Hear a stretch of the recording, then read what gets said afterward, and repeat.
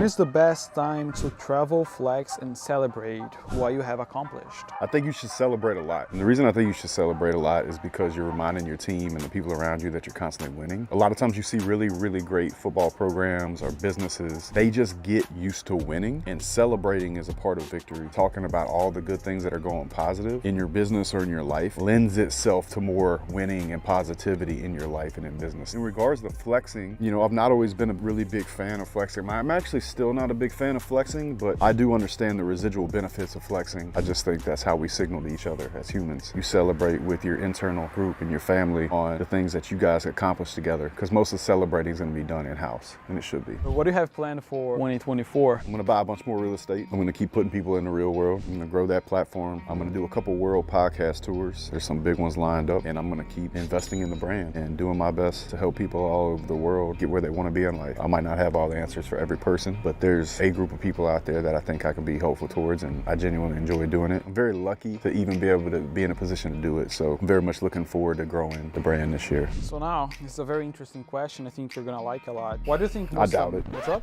I doubt it. We'll see.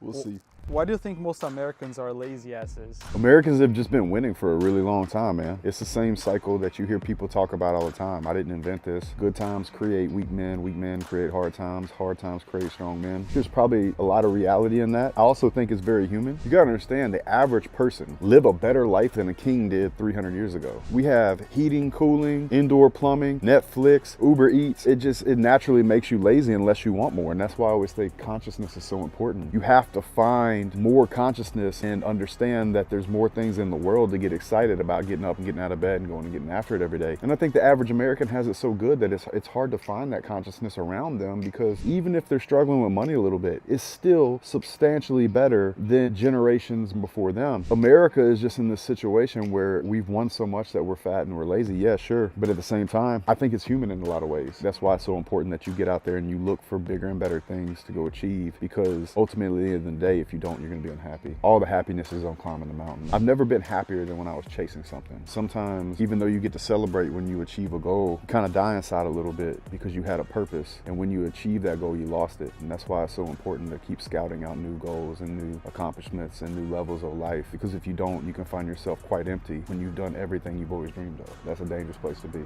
Relating to success, climbing a mountain. When you were climbing your mountain, when you were 20, what did you sacrifice to build up that momentum and ultimately achieve success? It wasn't anything particularly special. I just lived very, very poor. I spent $50 a week on food. I had a Sam's Club membership. I'd cook all my meals at once. I had a shitty one-bedroom apartment. For the most part, man, I just lived really, really poor, and I worked really, really hard. I laid my days out before I started them, and I just got up and got after it every day and lived way under my means for a long time. And I don't think the formula is altogether that special, though. I think you could sit 100 guys down that have had a successful business, they tell you the same fucking thing. When it comes to somebody that's just getting started out, you got to be able to dream and see the future. Because if you can dream and see the future, you can withstand any pain to get there. So, as a very anxious young man out there, you're always asking everyone, spamming the comments with, how long will it take them to achieve success this next year? Don't know. However long it takes, bro. I say it all the time, man. I made goals for 30 that I was not yet qualified to make at 24 years old. As angry as I was when I got to 30 and I had not hit those goals, I had to understand and step back and realize that I didn't see at least 50% of the things that were gonna come my way and stand in between me and that goal. That's why I always say that the most dangerous thing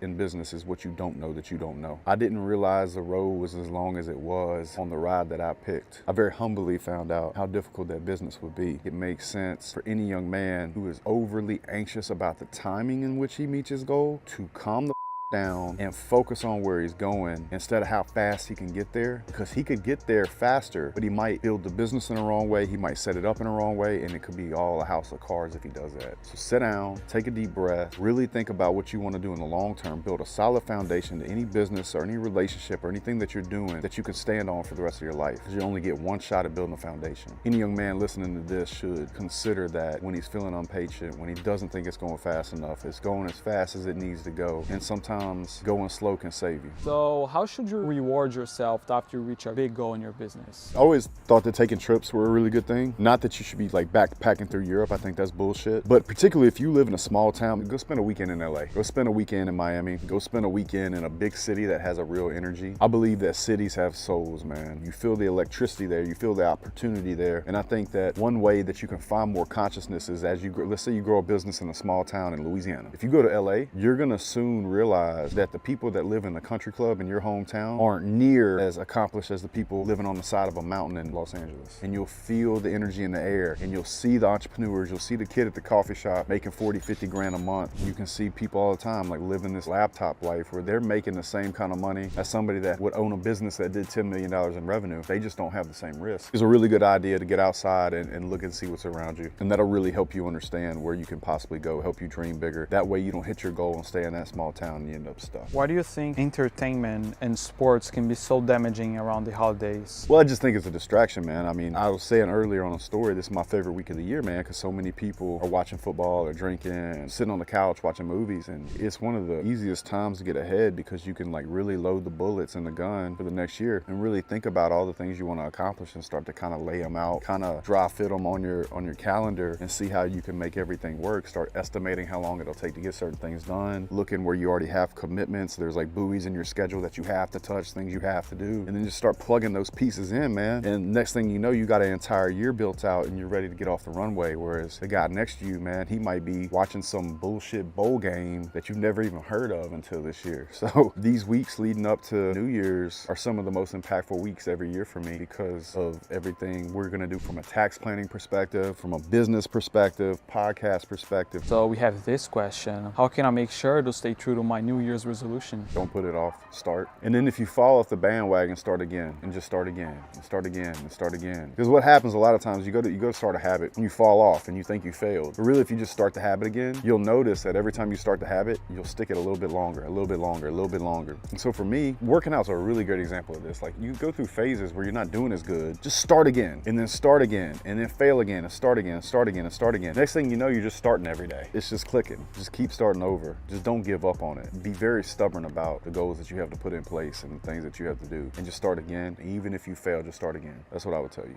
Who did you first tell when you made your first $1 million? When I first had $1 million in a bank account, called my dad, took a screenshot and sent it to him. He called me right away and we spoke, and then I just went to work. I just went to work. I mean, you know, the crazy thing about having $1 million in the bank is not immediately, but soon after you realize it's not that much money. Because what having $1 million does, or like being a millionaire or whatever, it just puts you around other people that make more millions. You know what I'm saying? It's kind of a tricky thing. You know, you think that you're gonna be happy when you get there, and you're happy for a couple minutes, like graduating high school maybe. What happened was I got an overnight wire for a payment, and I got a notification on my phone, and I opened it up, and there was $1 million in the bank account. Like I said, 5 minutes later, it's back to